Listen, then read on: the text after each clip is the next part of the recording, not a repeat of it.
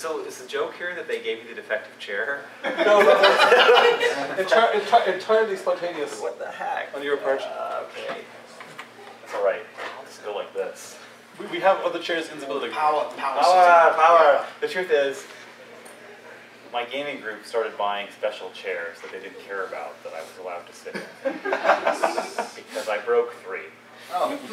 I sort of get too excited playing games, and the next thing you know, bam! Were gone. you perching on the chairs? Like, you know. I'm sure that a parent would use words like that. Were you looming?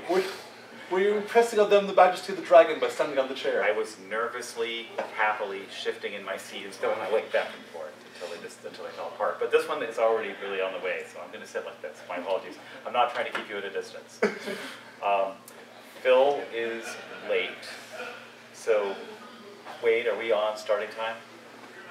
We have 45 seconds. Hey, what do you know? Excellent. Just about. All right. So I love to start seminar things, panels, whatever this is, with questions for the audience, which I will ask a couple, and if you guys have others that occur to you, I didn't prepare them for this, by the way. If you guys have others that occur to you in that line, then we can go ahead and find out more. Hello, Kendall. Thank you for handling AV. That's good. And since Phil isn't here, he's going to miss a couple of the questions. So, there, Phil! Oh, some people just have other panels they can play with. I am fashionably late. Sorry, guys. All right, so I think before doing questions, yeah, I'm going to start with questions and then we'll do introductions. So, first question is, how many of you are game masters more than players? Yeah, we get to raise our hands too. So wait a minute, okay.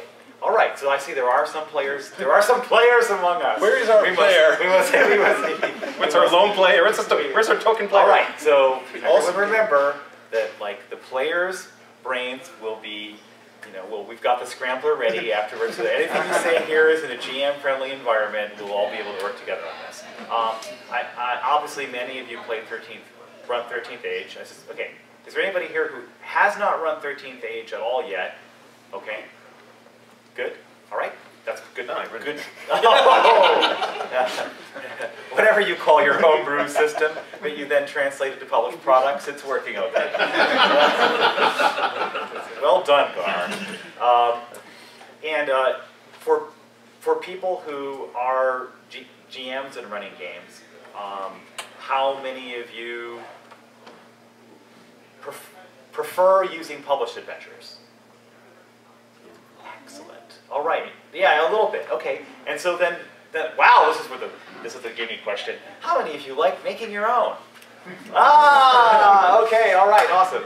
Good. I think that one of the strange ironies of role-playing game design, as a rule, is always that the people who are, in a certain sense, your most fun consumers, your fans, can by definition do it for themselves. And you end up in that weird place where it's like, so what are we supposed to sell you anyway? It's like, and yeah, so 13th Age is an attempt to answer that question a bit. Panelists who have provided no opportunity to think about questions you might ask a section of audience.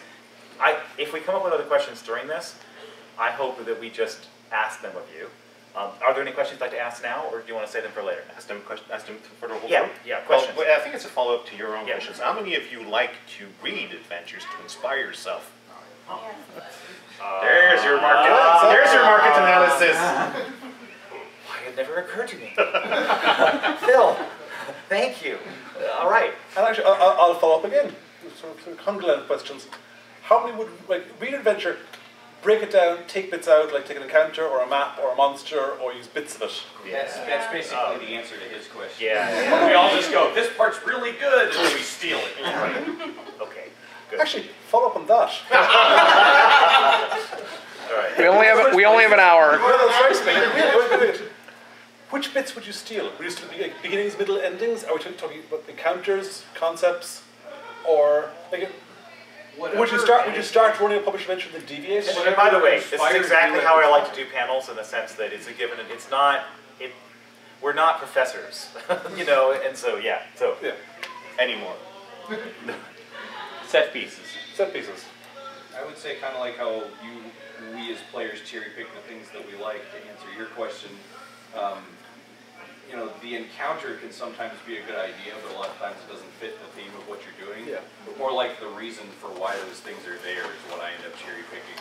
Yeah. So, you know, let's say for instance you have a thing where the fight is some kobolds in a cave and this is there. Well, I'm not using kobolds, I'm using pirates right now, for instance. I might like the fight, but just use pirates instead. Be like, oh, that's a good idea. That saves me all the work of having to build this fight. It just so happens to fit. Now it's pirates instead of kobolds. I enjoyed the mechanics introduced in Adventures 2. I know that most of the mechanics are core in the game, but we were running it. Yeah, we were running it for a while in the playtest before the organized play came out, and then when organized play hit, there's a lot of pieces that were new in there that were fantastic.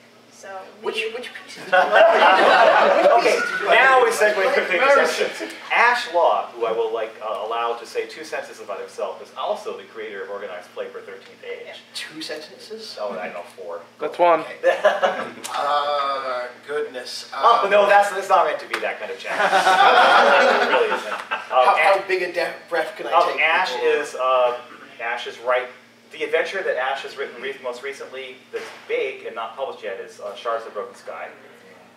And so I think probably some pieces of that are going to filter this conversation, I would hope. Definitely some pieces of that are going to come into that conversation. And Ash is probably the person that it is best that Jonathan Tweet ran into at a Northwest Con convention. So the story of how I got involved in 13th Age is that I was standing at a bar and had just ordered 2 mojitos. Because, you know, it was a long queue and I didn't want to like order a mojito, go back, drink it, and back queue up again.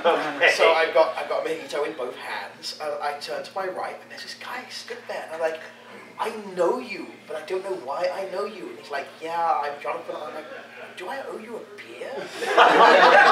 Here, have a mojito. So we came back to our table and we got chatting and he was like, yeah, I'm writing this new thing called 13th Age. And I'm like, getting on the beta on that, and then I launched a Kickstarter, which is almost fulfilled. Hey, a PDF has gone out to people. PDF has gone out. It's You're ahead of the curve there. Yeah, it's yeah. So that's how. And then people surrounded me at another convention and said, "Would you like to handle our organized play program?" And I said, "No." So yes, Ash probably has more experience writing more adventures for 13th Age than, well, definitely than I do. Carl. 13th Age-wise, I've written Make Your Own Luck, which was the free RPG demo thing, which I picked up. If not, we have copies of the Pellerin stand for our 4 for 3 offer. What should be out of the con, but isn't because it's slightly too long, is... Okay, it's going to be a 400 and something page adventure. Less than 400 pages. Like 396. Okay, all right. Is Eyes of the Stone Thief, which is a 13th Age campaign pack thing. And I've written, Make Your Own Luck there, Steering Baleful has. And I've written lots of adventures for every other system under the sun. And Gar apparently has the record for most books he has written and never cracked the cover of afterwards or looked at. No, because I'm living in Ireland and shipping costs are expensive, and I go to cons, I get free books that I've written. Yeah. And going to Gen Con getting free books I've written is kind of inconvenient because you need to get a shipment to exactly, come back home. Or just break my back dragging them home. I don't get the dragon meat, so there's 11 months delay at the moment.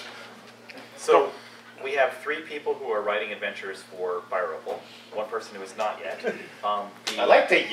Thank you very much. You're welcome.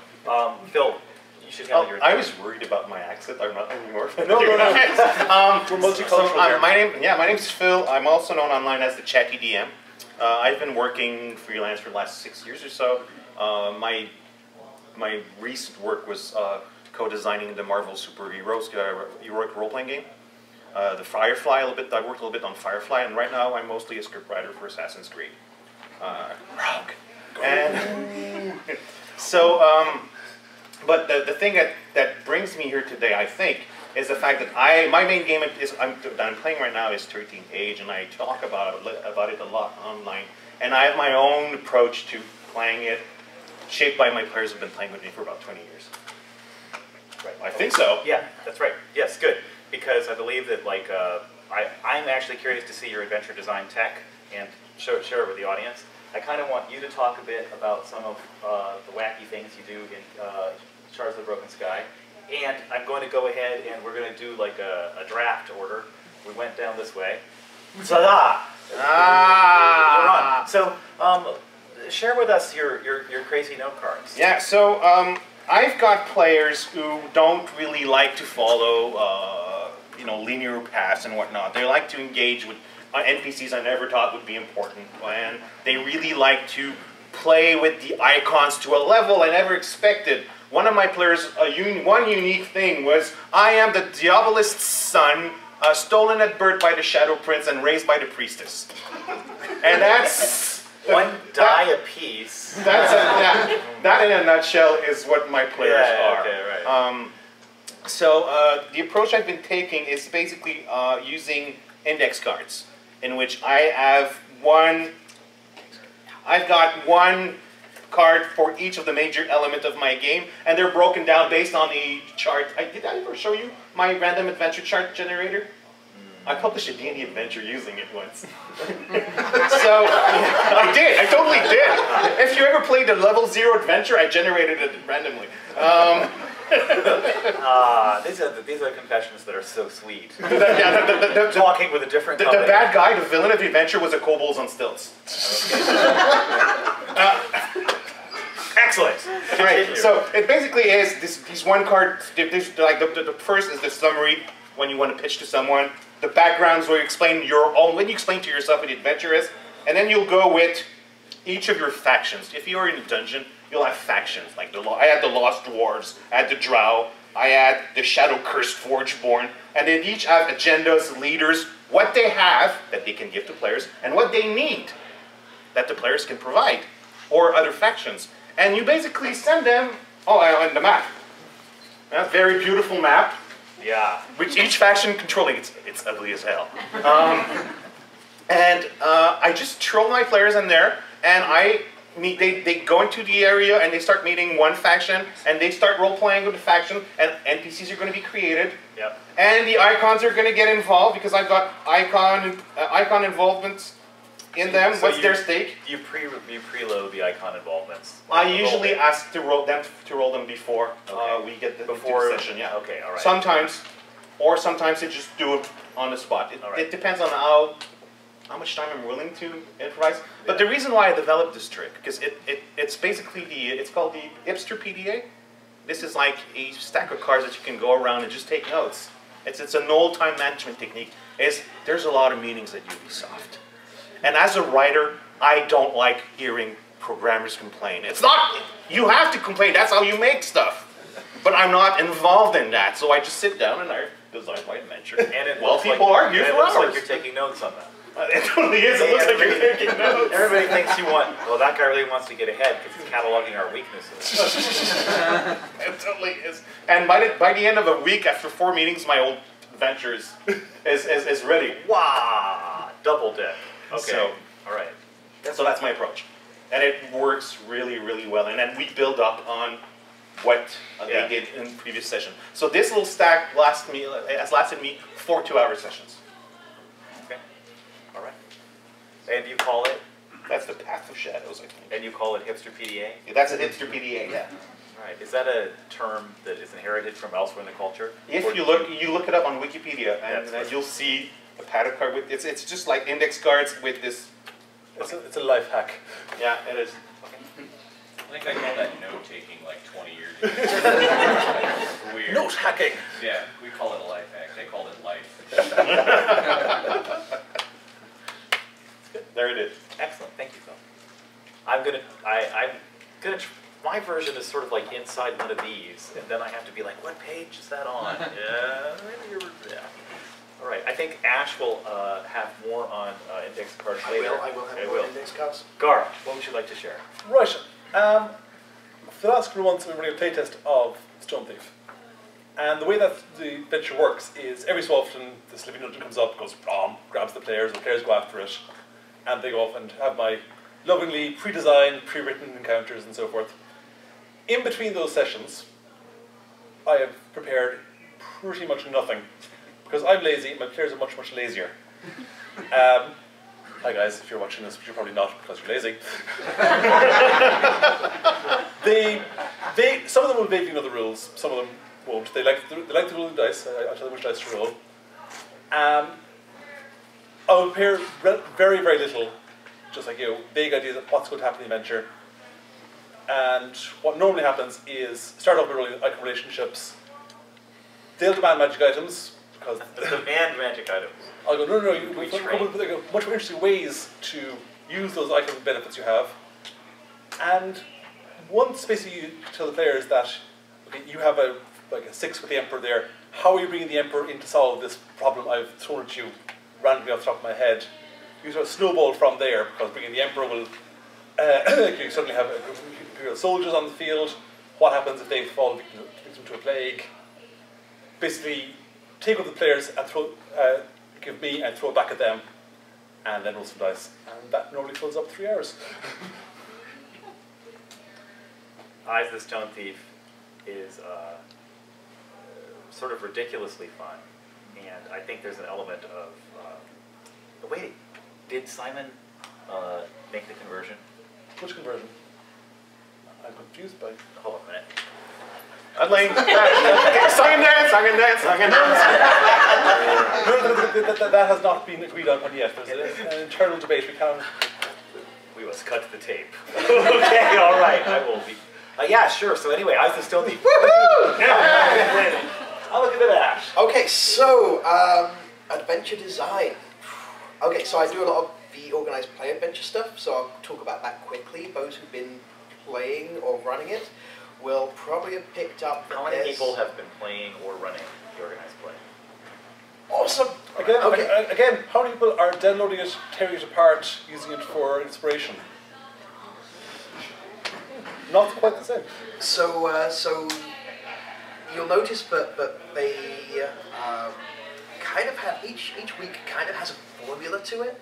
In the first thing there'll be like a montage, which hasn't really shown up in any of our published stuff yet, but will there's some Shards of a Broken Sky. Yeah, there's some coming. It's the Robin Strangled Sea too. Cool.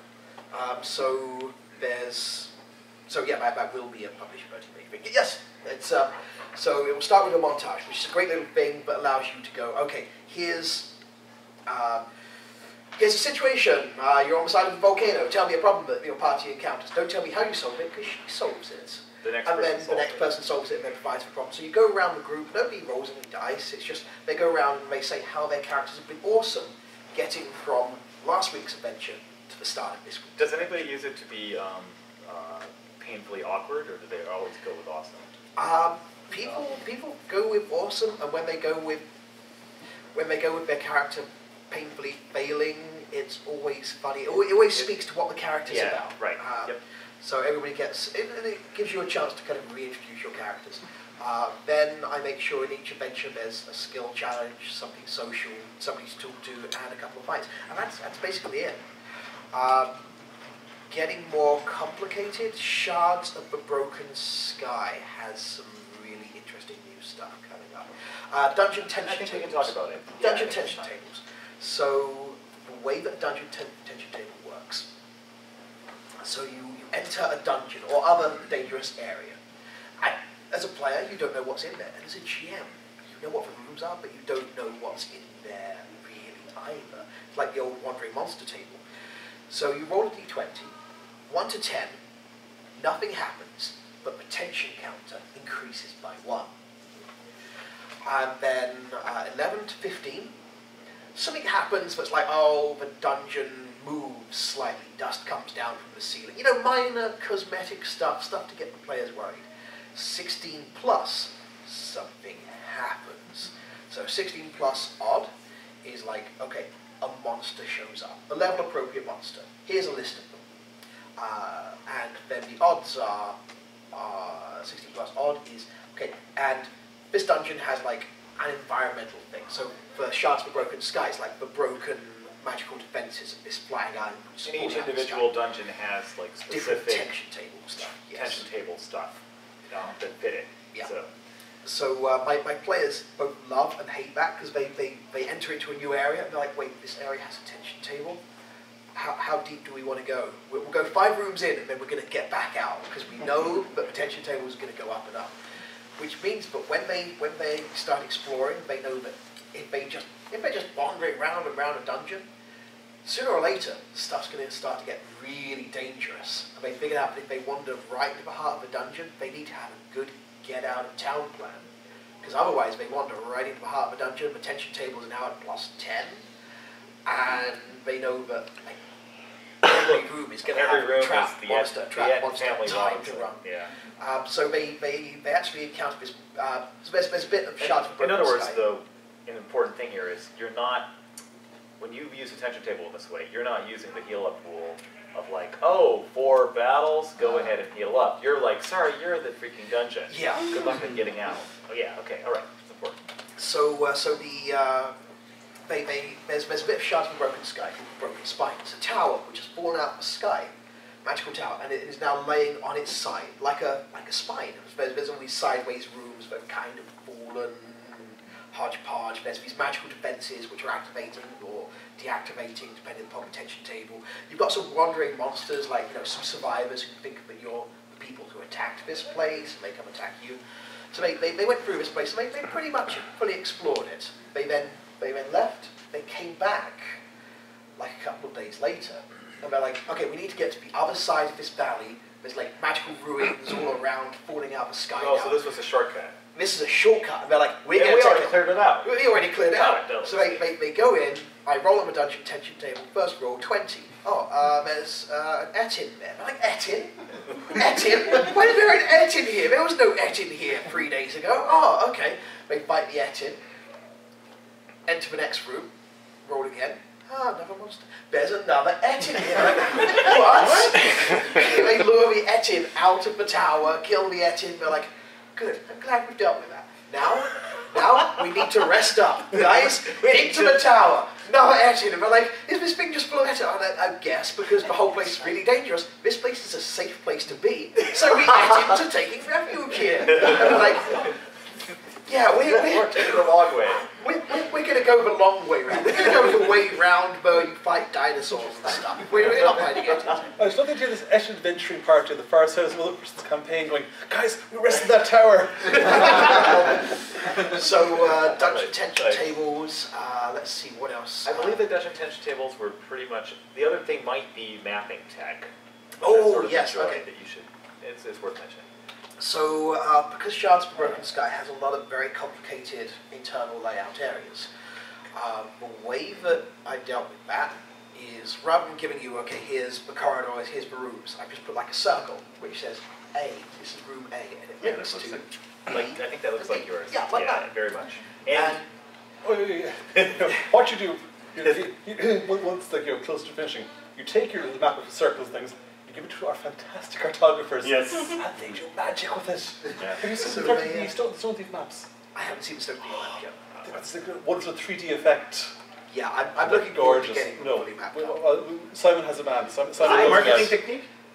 Because I like it. So the but the cool thing about mapping stuff A, B, C, D, and that sort of thing is each of these dungeons tends to coincidentally have 26 rooms, and I've gone okay. Coincidentally, every room that is a vowel is also an exit to the outside of the dungeon.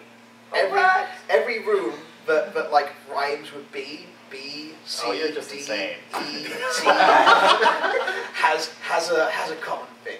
So you're like, You've okay. entered the lair of the Scrabble Lord. So, but by the way, but actually, you would make the designers of the hobby proud. So this way, people. The system which Ash describes is only viable in a place that has long been under the rule of the Archmage, fond of cryptic anagrams. This place is one. Yeah, it is all Archmage. So you're saying you're screwed if you figure out how to use numbers as well. A1, B1. Oh, that's complicated. No, the level encounter is based on what the numbers like. So queen, the queen of the closets is really dangerous. Right? So strangely enough, one of them actually does have like A, B, C, D, etc. really easy, and as you go up the spire. Okay, I have to admit something. Is that I did the outline originally for this book, and I wanted it to be crazy, so I asked Ash to write it. And then I didn't even. this ABC insanity. That wasn't mandated by you. No, it definitely wasn't. Okay, so if you're writing your own adventure, it's really easy just to set out a grid and go, okay, top 5 are A, B, C, D, E. Next, and then you just link them together in a grid, and then you fill your rooms appropriately, and then you've got yourself a dungeon map. You know where each room goes. Okay, A, where does A lead to? Well, it leads to B. Where else does A lead to? Well, next row down, A, B, C, D, E, F. Okay, so, F. So it gives you like a nice little layout. So as a GM, as somebody running an adventure, you can go, okay, I know exactly where everything links to. I think that Gar's maps are much more, let's call them mapped out. Yeah. Especially because the campaign cartographer 3-dimensional stuff is just... Plus, like, because Stonehenge is a living dungeon, you can like move rooms around and like pull them out and stick them in again.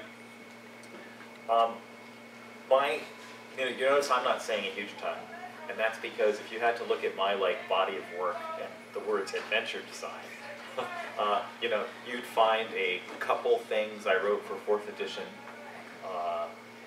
Bolt Strike Pillar. Which is fun. Yeah. Oh, thank you. Yeah, it's fun. And not at all condescending. No. And honestly, if I've written more published adventures, I can't think of it. But I always, of course, run games. So But honestly, I'm such an improv person that what I will do before a session is grab a bunch of miniatures I think I might use, print out some monster stats I think I might use, and do some exploration by rolling. Yeah, or talking, one or the other. And that's sort of, and honestly, that's not a whole lot.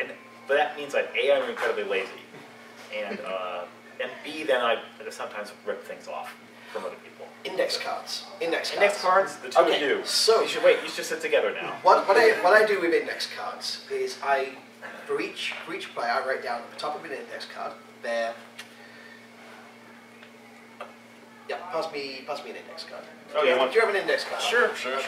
Yeah, I have a unused. You come prepared. I like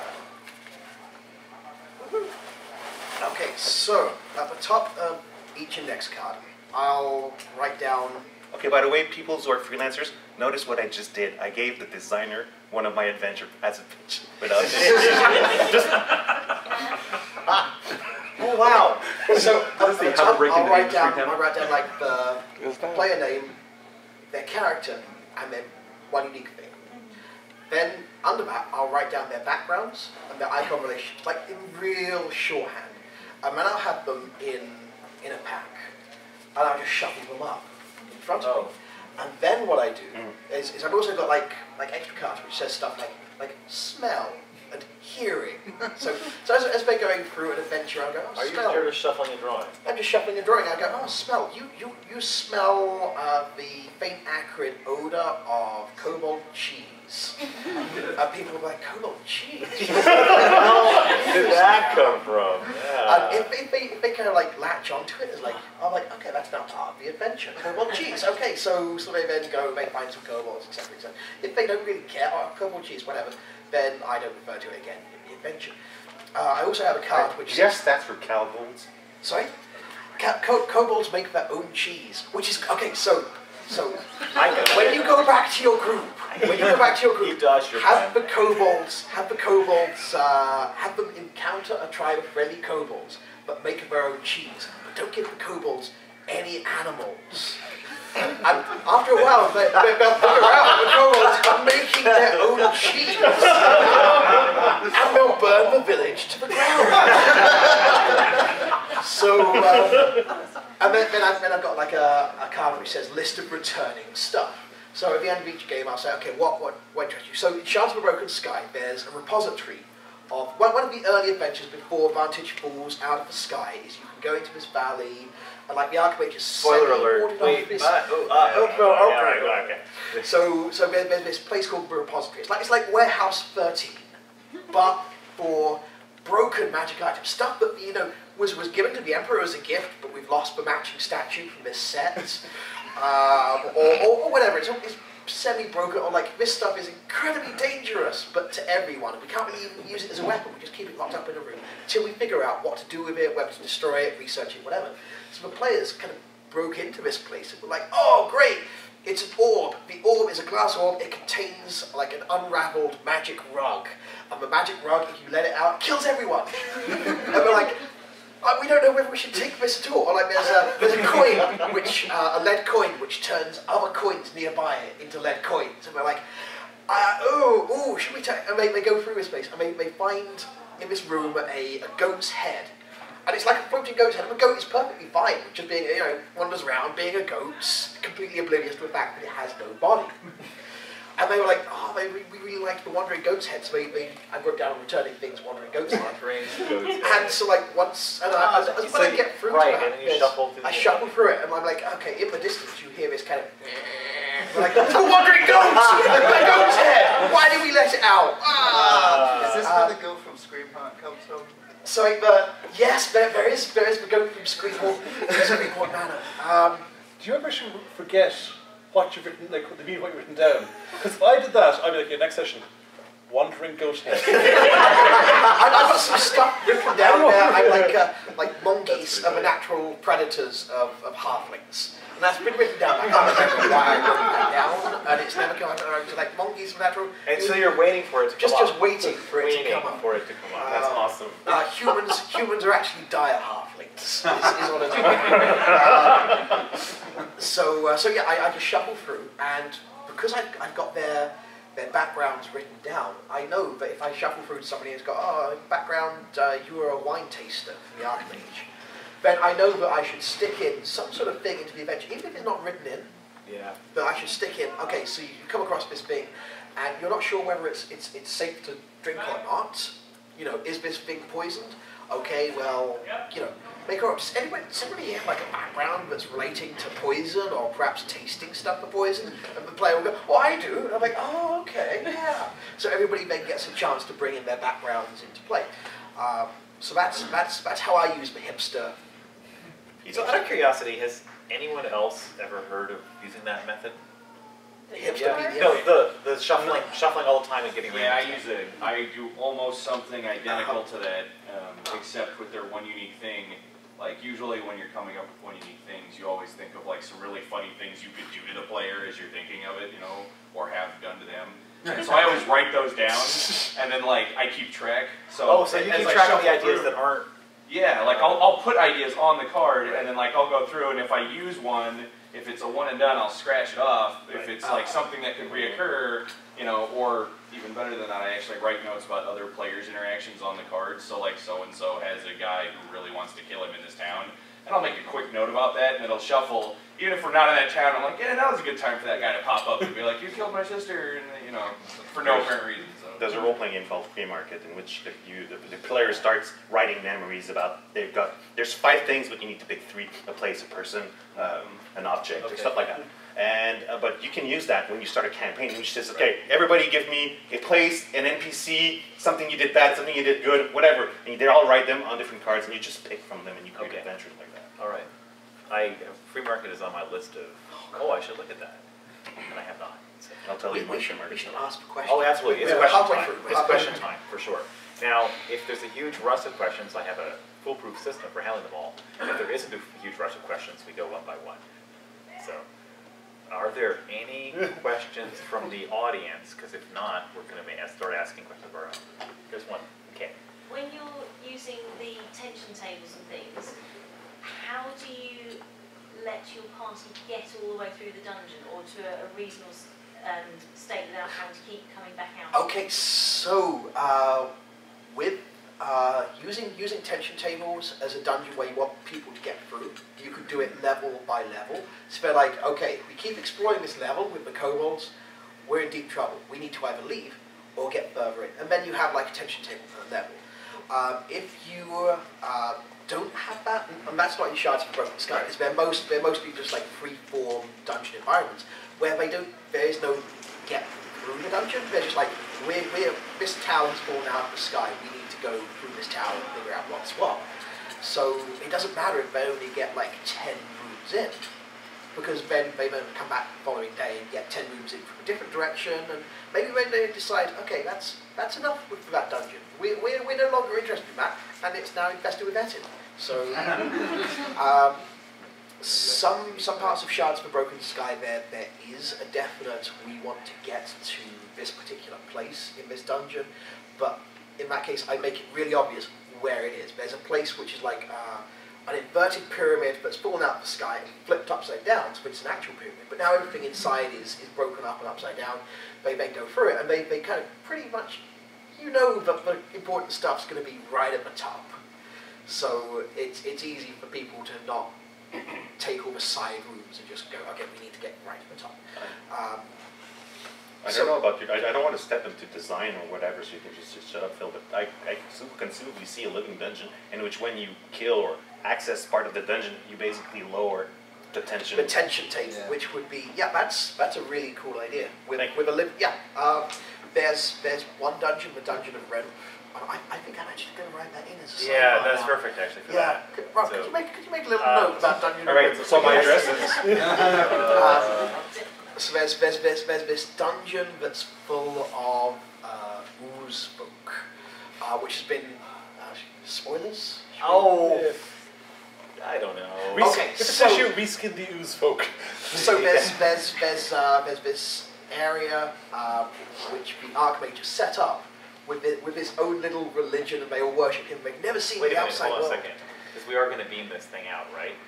Okay, this is sort of this is a no. Oh, okay. Okay. No, what you meant was. So what I meant was, yes, there is a dungeon which kind of has something like that, and I should put in a dungeon tension de-escalator into that area. In a certain sense, it is an escalation die for. That's what it feels like. Yeah, and so you could manipulate it. You could find ways to manipulate it. You could find ways to manipulate it. The fact that Ash has sort of added it to shards, and we haven't really done anything else with it, you know, is. There's a similar mechanic which may grab chunks of that in Stone Thief, where there's a submergence die. Because it's a living dungeon, it's going to at some point drop back down once it's finished devouring whatever it is on the surface.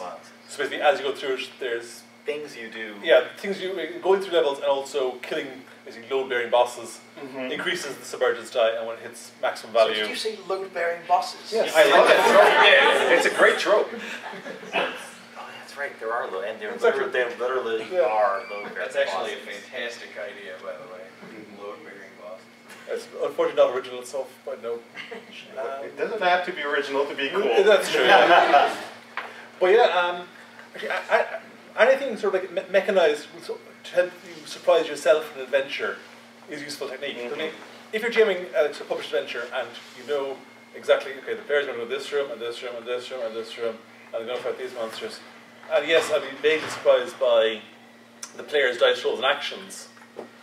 That's not what the game was designed for. Yeah, but if you can sort of like include in adventures places to sort of surprise yourself and let random factors play in, it's much more enjoyable for the GM as well. Yeah. Because anything stops from being bored is the key issue. Right. I mean, stranger person there. So one of the most intriguing and sometimes baffling mechanic in 13th Age for people is of course the icon relationships. And I'd be very curious to hear your thoughts on how we can use icon relationships effectively in adventure design for 13th Age. I'm pretty sure that tomorrow it's a panel, 3 o'clock, which you're on. Are you? I am on it. So there's icon relationships for a session, but then icon you're like session something. Definitely, it's going to be about that from the perspective of the session. For adventures, I have. Go ahead. You first. So the trick I use is basically for each icon that the players are using, or maybe some others are. If the dungeon is themed after that icon, the agents have an agenda that I write. It might not come into play. For example, in the Path of Shadows, the players were trying to, I don't want to talk about my campaign, but I will. The players have to open up a new path to forge. Is that spelled right? So because the main anvil is being besieged. So there's this old Path of Shadows that it's covered with shame that the dwarves have forgotten. And in it, there's the drow are preparing an invasion. So one of the emperor's involvement in this adventure was that there was a treaty of non-aggression that was signed between the drow and the emperor, and there's a loophole in it that says that if the drow invade the dwarven kingdom underneath the surface, the empire is not gonna become involved in that. And the way it came into play, one of the players rolled a 6 for his emperor roll, and this particular treaty dropped on the floor at a certain point. Right. And it became an issue, and the players picked it up and said, "Oh my God, this is something," and it became part of the story, although it wasn't. It might have never come up. In the sense that we knew that we were doing something we wanted to give game masters access to. We didn't want to nail down all the possibilities, and in fact we couldn't, because we were sort of working into what it was. So it was a little bit under-designed. I'm looking now at other ways to use them, and in fact, but 13th Age in Glorantha, I have. I'm pretty sure you're being told that as an outsider. Yeah, oh, yeah. The gooey parts of that game is what makes it so awesome. So I want to keep things a bit amorphous instead of telling people it always has to be this way. But in specific adventures, for example, one of like a trick that I used once, and I don't, this because I've been writing adventures, I haven't used it again, is a threshold mechanic of saying the first, with me going, the first icon that has 3 successful rolls for it is going to have this, and it's going to have a giant story effect, and I don't know which icon that's going to be. Awesome. Although the player character, I can tell it's probably going to be the Elf Queen, but you're making the bard character very happy. But it turned out to be a high druid, and the player characters didn't know this was going to happen. But it was a threshold, and things were building, and then boom, high druid. Oh, and that puts the campaign in a whole different arc. So in other words, the fact is that the icon relationships, when they happen every session, when they happen every time, it can be difficult to go ahead and use them without getting the players to help. Mm-hmm. Now, as adventure writers, if you think in your campaign, I can see 2 or 3 different relations. Mm-hmm. There's a weird difference between writing published adventures and doing homebrew. Because when you're doing published adventures, one of the strange things is that, like with Blood and Lightning and others, one of the advantages of 13th Age and icon relationships is you're actually trying to create replayability. The goal is with Blood and Lightning, you want people to be able to, I played Blood and Lightning, I'm playing it again, and then this belongs to the High Druid? What? I thought it was an Archmage place. And so when I'm doing adventure stuff, I'm thinking, how do I make this replayable so the story is different? And that is certainly one way to go ahead and use icon relationships. I wouldn't call it adventures per se, but the treatment that Jonathan came up with in Drakkenhall with, here's how a 5 and here's a 6, it's all designed to make every individual campaign, we already know every individual campaign is different because of backgrounds and one unique things and the way the player characters drive. Simultaneously, if you as an adventure designer tap into something, I only want this to come up if things get really weird with a particular icon, the hard part is you don't want to force yourself to do all 13 all the time, But if you know which are the 4 important icons in your player characters' lives, they can be easier. And then always add a wild card. I personally, I admit something, yes, I actually frequently do, sometimes, especially if there are no dice remaining, I just choose a random icon. And, which is essentially your index card method attached to me just rolling an icon die. And then at that stage, I'm generating something completely new and unusual that actually isn't related to one specific player character or anything like that. So Wade, I think one big answer is more tech. There's more tech, and I use tech in the sense of interesting things that can't be done that haven't yet, And you know, the fact that Gar's done a submergence die, and you've done the tension table is like the published 13th age. Well, what the heck? We have one published 13th age adventure now. You know, Shadows. Not including the OP stuff. Not including the or Make Your Luck. Or Make Your Luck. More and more. So in the wait a minute. Hold on a stuff, second. recently. Wow, we have one published adventure that we're making money on. Sorry, just my thought process became obvious. So in some of the recent OP stuff, the odd level stuff, so Tower of the Ogre Mage has this little table in it which says, okay, here is a trap for the players to encounter. Some kobolds spring out and they try and attack you. And then there's like, if you have a 6 with the Crusader, you terrify this kobold, and he then joins the party and carries your stuff around for the rest of the adventure. And he's a bit useless, but you know, he carries your stuff around. Genius, sir. And if you have a 5, he'll carry it around for a little bit, and then he'll try and steal something and run away. And so there's like 13 different spread out, which people can just, and as a GM, you can just chuck this into the adventure and just go, okay, I see, but there's a 5 or 6 with this. Let me spring this trap. So there's these vines which come in and they wrap around your leg and they possibly attack you. But if you've got a 6 with the High Druid, then you know that the juice from these vines actually is a healing potion. So it's kind of built in. So it's pretty easy as an adventure run. It's pretty easy. You can do it.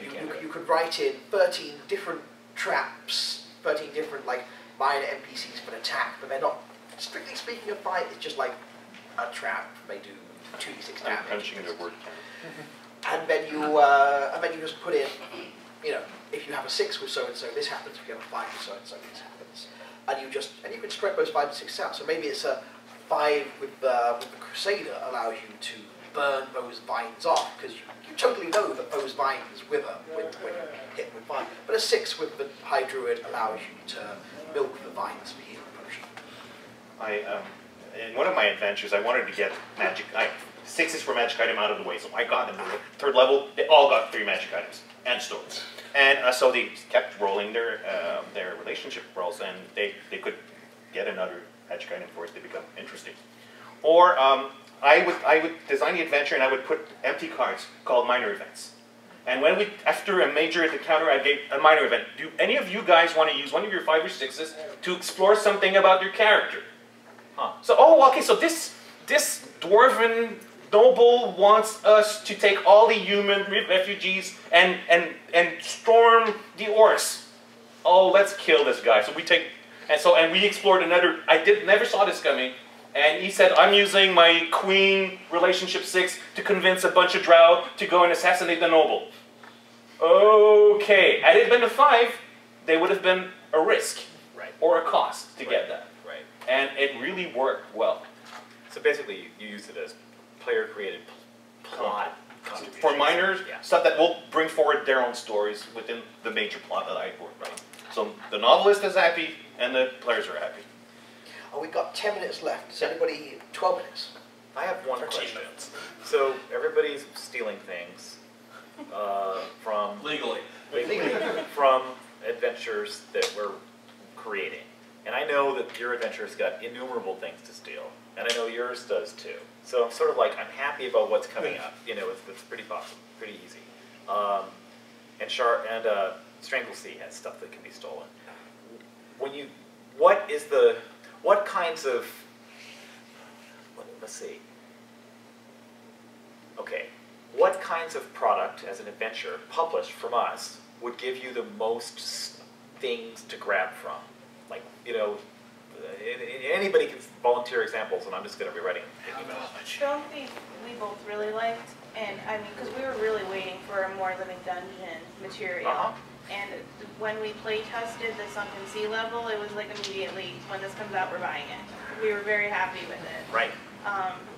So things like that explore more parts of the world that aren't necessarily in the core book, like the Behemoth route and things like that. Things that sound so interesting, but are kind of left undefined because, again, it almost seems like intentionally so, because improv is such a big thing with the story.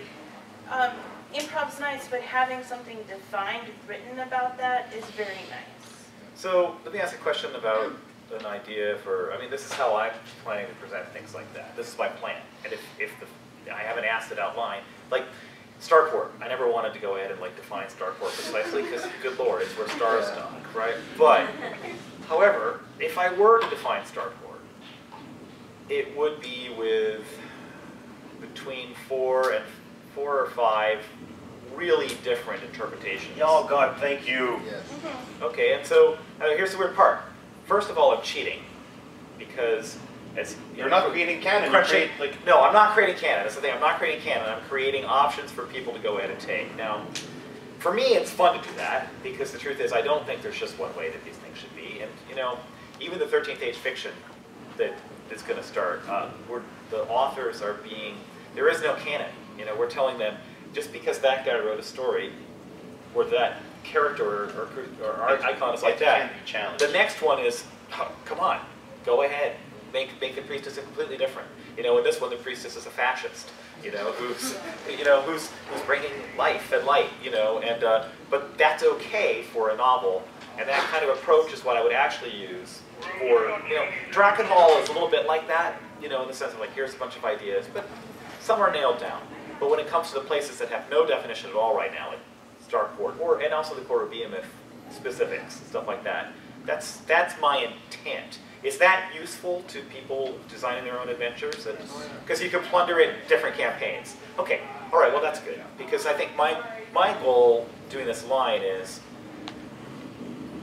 I don't want to give something that you can only use in one campaign. You know, my goal is that like, you can be like, oh, it isn't right for this campaign, but oh, later on, you know, a little while later, yeah, I'm going to use that. Come back to it.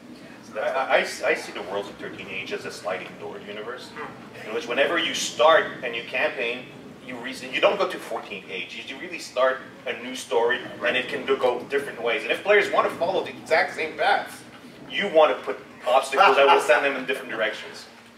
I would like to see some higher level material too. Yeah, definitely. Because that's coming up. Yeah, I mean it's a lot of fun. The level 1 and level 2 and level 4. Yeah, my characters are level 5. Come on, chop chop. What level the shards for?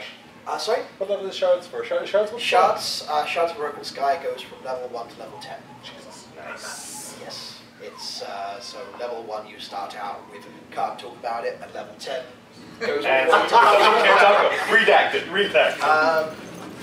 Who plunders the bestiary for adventure ideas? Actually, I wanted to make a comment about that. You asked about what things that the players were looking for. Yeah. I'm going to go ahead and comment. Kate, you're next. You were asking about, you know, like what things we would want to purchase in terms of like extra supplements and stuff. Right. Actually, I know it's not from you guys, but the Midgard bestiary. Yeah. Was it's not from us. Oh wait. Well, it wasn't an official like, but then you rewrote it. It was brilliant. First off, I think I plundered that thing more times than I've actually looked in the regular 13th Age book. If only, and I'm sorry about to say that, but if only because the way that you wrote it was like, here's the thing. These are the things on the thing. Here's how this can mess up your players, specifically kobolds. We had a player, I just wanted, I thought you might like this. We had a player whose one unique thing was something entirely different, but every single time we killed kobolds, more of those little totems kept dropping, and he eventually had all of them. And so at the end, his one unique thing changed to like, 100% the god or whatever, because he basically became a kobold, whatever he was. Oh god. And he ended up loving it. But the reason I say that is the Midgard bestiary was written in such a way that like it just kind of it facilitated browsing, but then each of the monsters felt like they had very specific, like this is where this monster could go, And with the regular bestiary, like the back of the regular book, perfectly great. But like a lot of times you feel like you're at the shopping mart, like, oh man, there's so many versions of this thing. Whereas with the Midgard one, it was like, no, this is a new type of kobold. This is a new type of this. Have you picked up the 13th Age bestiary yet? Oh yeah, absolutely. My name is in that special thing. Oh, cool.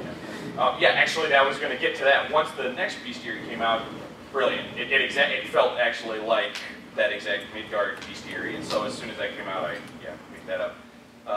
for the supplements, I think the important part, at least for me as the consumer, is when the supplements have very detailed examples, always with the idea that like you can use these or don't use these. But I like having like here's a bunch of detail in the supplements. The vagaries in the main book, perfectly acceptable, and it's great that you leave it open to interpretation. Yeah. But I like specifics in a supplement so that I can really delve into something as an idea and see someone else's fleshed out idea and then add my own flavor. Because sometimes it's better to be like, oh, he thought of all these really good ideas, rather than just like, here's a part of an idea. Yeah, so okay. Finished ideas help. All right.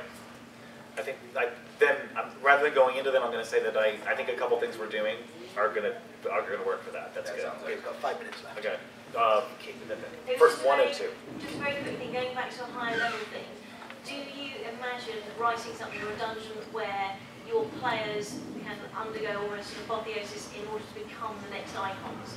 Either a party backing one person to take over as emperor, or whether your entire mob decide, you know what, these are just gang bosses and our gang's going to be better. Icon idols. I mean, okay. The answer is definitely yes. I mean, there's certain things I want to do in the life cycle of a game. Like, and that is not early, may not be middle, but I could imagine. You know, there's things to be done. I think in a weird sense, it's like I like to go ahead and understand. I like to understand the game really well before I do stuff that completely takes the top off of it. You know, it's like there's an element of like when a game does that too early, people are sort of also, believe it or, I mean, the strange thing about it is, okay, here's another huge reason why that stuff waits until late, like long after a game. Because there's a certain group of players who will go ahead and use it, Just waiting for that. and they'll be like, oh, well, I'm done. I did it. I'm an icon, never have to play a game. You know, so, I mean, I'm not saying that that's the psychological thing that happens. It's not that use a people... 10 level and 10 session roll, and then be done. Boom. And so weirdly enough, I mean, right now, 13th Age is designed for different campaigns. So maybe me saying that is wrong. That's me making stuff up, kind of, because I'm not even sure if I really thought that. What I really think is, I only want to do stuff like that when I really understand the game and know what the design space inside of it is. So, at one point, for instance, I told people during the Kickstarter, right at the start of the Kickstarter for 13 True Ways, for some reason, in some really dumb night, I'm pretty sure I wrote, oh, and another thing we could do is stats for the icons. Well, there are people who really want that. But I personally know that if I ever do it, which is going to be in that same style of, here's five different versions of the icon, because there's no way that one set of icon stats could possibly work, you know, as for all the campaigns. You know, I've got to have, this is the priestess who's not a combat monster.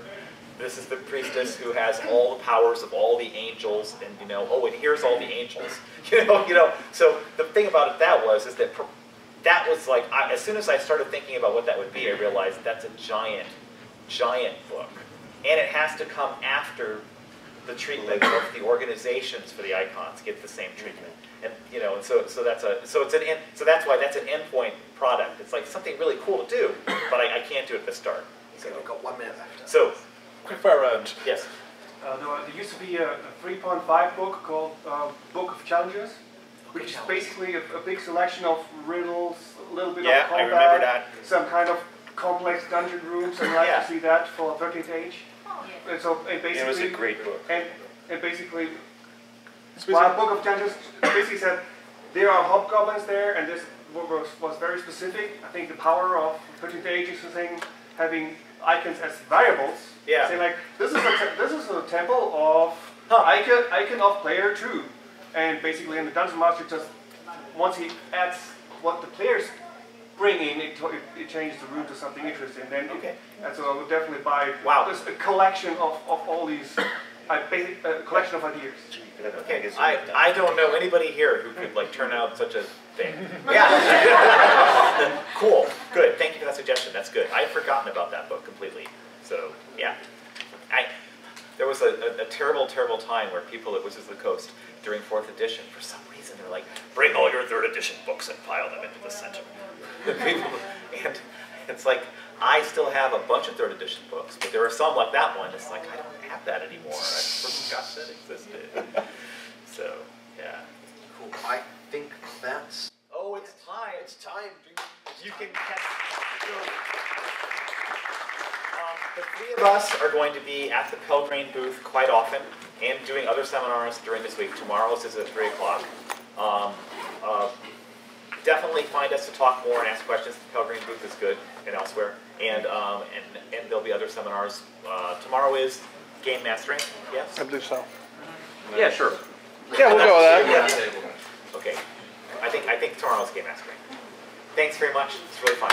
Thank you very much.